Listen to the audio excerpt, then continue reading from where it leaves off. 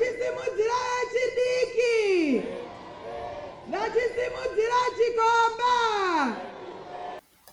Elections are in 2028, and in 2025, someone is saying about 2030. And not to mention that the Warriors play soccer in foreign stadiums, and they recently admitted that there's no trains in Zimbabwe, no stadiums.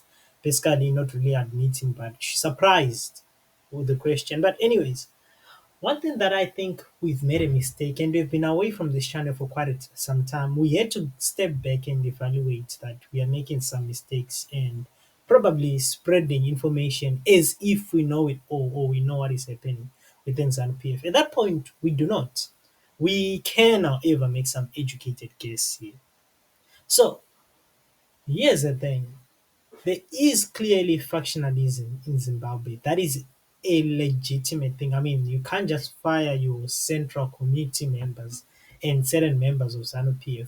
But however, I just feel like one faction doesn't necessarily have the power, or the cards are not equal in these factions. And at this point, Chiwenga's faction looks really weak.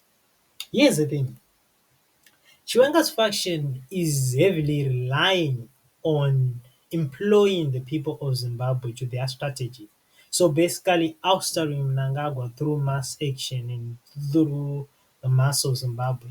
While Mnangagwa's faction is, well, it can't be sold to Zimbabweans. They don't really like it. Even, I think even his wife doesn't really like him to be a president for some reason. Okay, just a joke. But here's the thing though. Perceptions can become reality. Mnangagwa's faction definitely arrested Blessed Mhlanga. This was amid uh, predictions and speculations that were happening online. Like, hey, Mnangagwa is out of power. He's just standing in. He's about to be removed any day. Blah, this. Blessed Mhlanga got arrested for virtually no crime, and they just got put in a prison.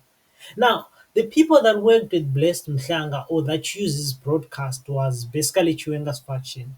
You would think that if Chiwenga's faction want to really cement their credibility within Zimbabwe, they would they would show some political muscle by trying to resist the what is this like blessed case blessed Mhlanga, the journalist, his arrest or try to resist him being denied bail.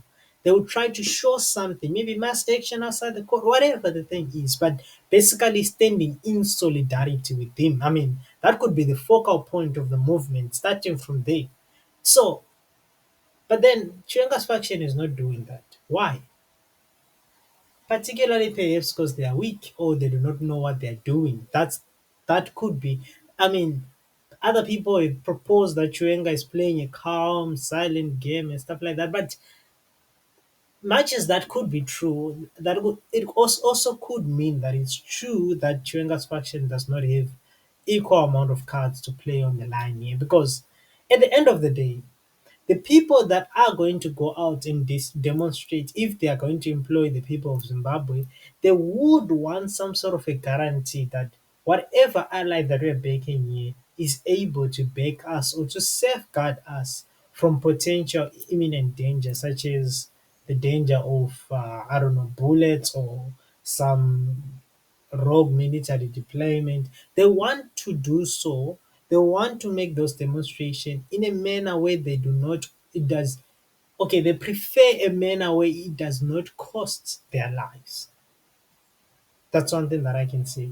And Chiwenga's faction, by letting Blessed Mhlanga Dara being arrested, they kind of like failed to safeguard or to cement the what is this, the Gaza factions or the Gaza support, because a lot of people that would perhaps want to speak out against ED 2030 or even want to show solidarity with Gaza, they might be labeled for treason and just be thrown in jail. And one thing that I don't understand now, what type of a country with the magistrate judges that just do as they're told? Like, it doesn't make sense to me. No wonder Zimbabweans are facing a potential US travel ban, because it makes sense to me. You cannot trust a Zimbabwean police affidavit, let alone trust any statement from the police. It's politically motivated. You cannot trust the Zimbabwean criminal justice system because it can arrest even an innocent individual for political motives. Something that is clear, something that could be seen, that there is no law that is basically being applied here. It can deny, it can make up laws as it goes. It's dysfunctional at its best. So all of that, you can't do business in Zimbabwe, such as weak courts. You can't trust the judgment, or can't trust anything from those that type of particular thing. And but one thing that I can at least be sure of with certainty is that the point of no return for ZANU-PF has been reached, and they're never gonna go back to the lovey-doveys or something like that. Chiwenga and ED, they might be trying to play that in front of the public, but deep down, even if they were to go back to those days, one will always be suspicious of another. Even if they were to go back, one would die soon after that alliance, perhaps. That's how it's going to happen. Because, I mean, whatever faction wins this battle, right? That faction also makes sure that there is no resistance that is gonna come. And if they were to reunite, the resistance will always still come within.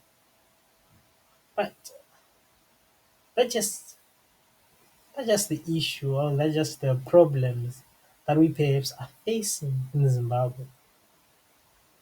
So the Blessed Together revolution kind of like has a certain objectives just it has to meet before it can actually start calling for people to go to the streets.